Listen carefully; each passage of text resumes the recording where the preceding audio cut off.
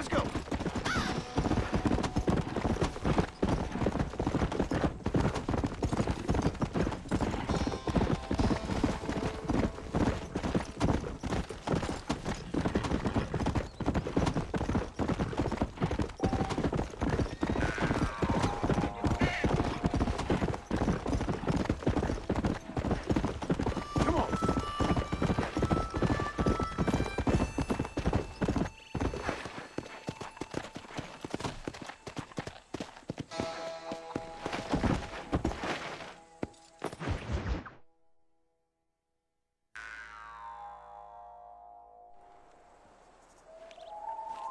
Mr. Marston, I've been hearing about your plans.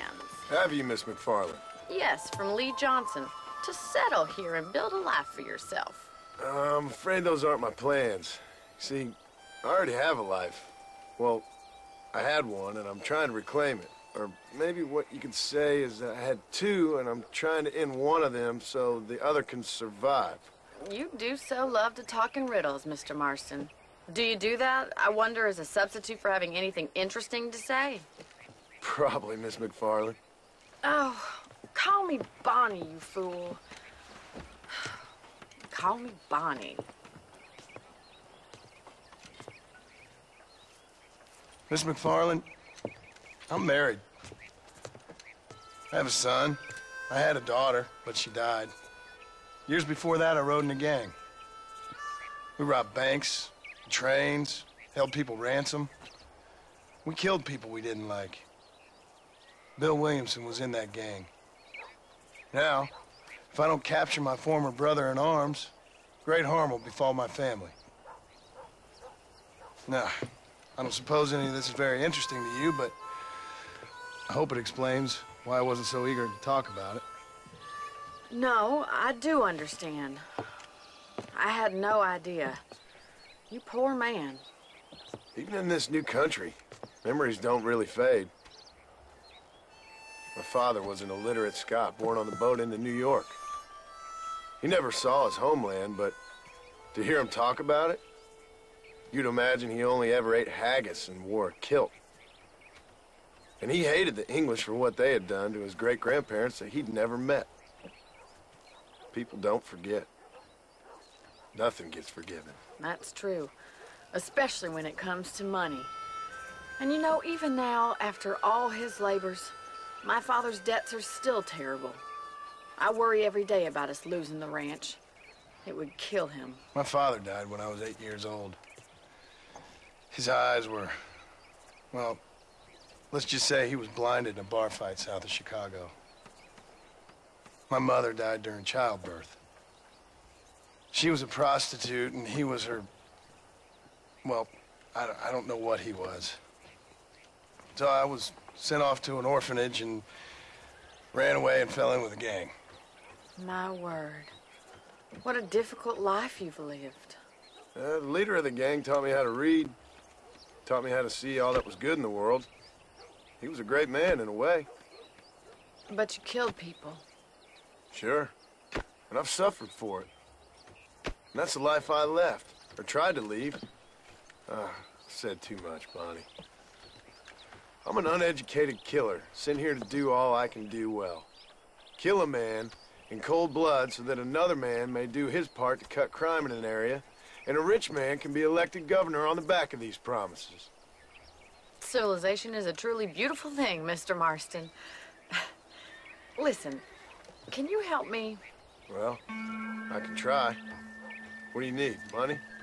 No, nothing so complicated. I need an extra hand to take out the herd to pasture. Sure. Point me in the right direction.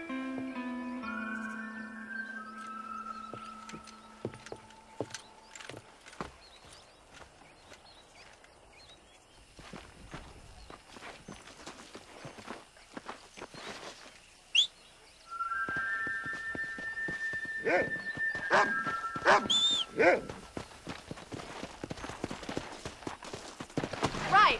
Are you ready to learn how to herd some cows?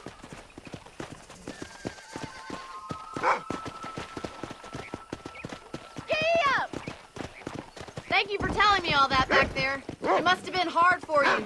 Hope you understand now why I've been playing my cards somewhat close to my chest. I didn't know you had a wife and child. Then again, I don't think I ever asked. They're lucky to have a man like you. I ain't so sure about that, but thank you. How are you?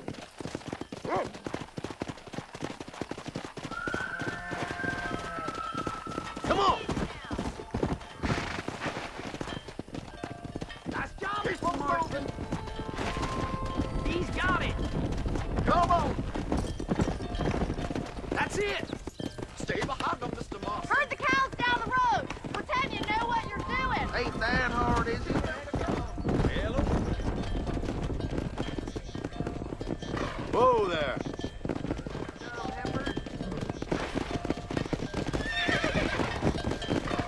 Get riding them. We're riding this way.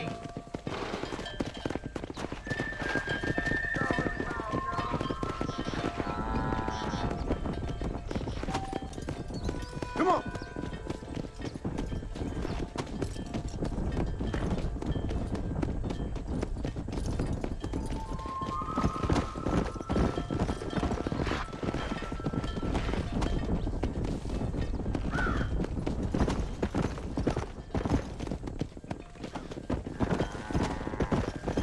Load up now.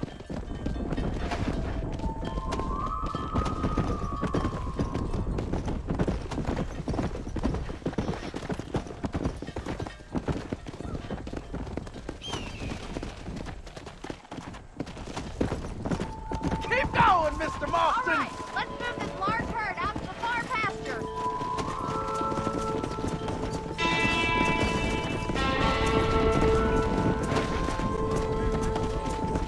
Come. Keep sweeping behind them. That way they'll stay together.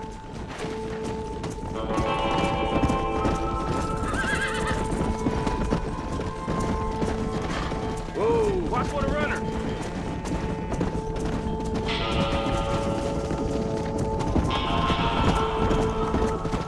Keep it moving. Nail it down. Go. Whoa.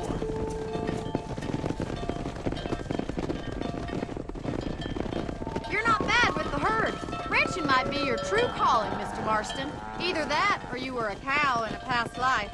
Thank you, Miss McFarland. I'll see you later. I have work to do back at the ranch.